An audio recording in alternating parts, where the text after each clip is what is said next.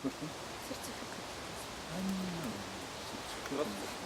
Добрий день. Добрий день, можете поговорити?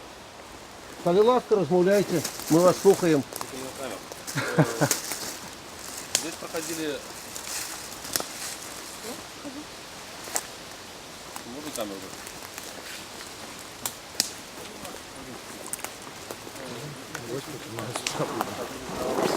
Поэтому с целью вашей безопасности... Взрывоопасные предметы находили, поэтому с целью вашей безопасности просьба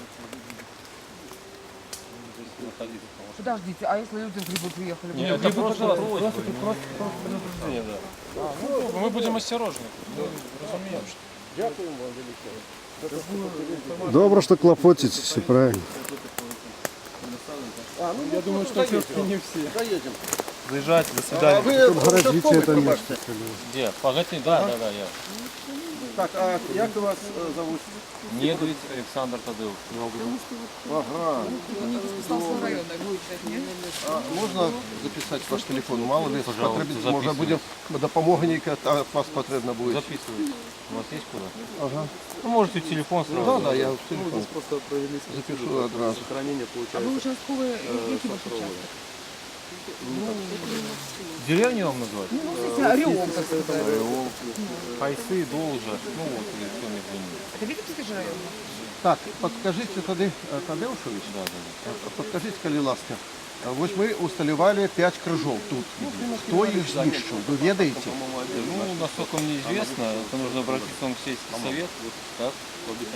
Ну, там все разъяснят. Ну, Это а- поисковые отряды. насколько известно. Це хтось з пошукового отряду знищив, так? Фрагмент одежды. Ну, насколько мне есть, но я точно не владею. Ага.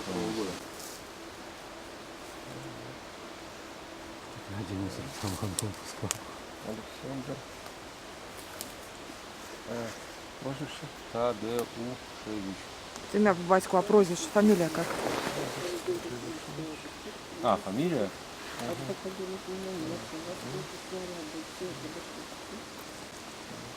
Смотрит, окопы есть? Ну, окопы есть, поэтому люди обороны стояла. Фамилия? Н1, не 2. Как не 2, только... А пробачте, а ви так само з цього участку? Нет, я не участвую. Ага. Александр сказал, все вопрос. Это его административный участок, поэтому вы все узнаете. Ви можете мені надати?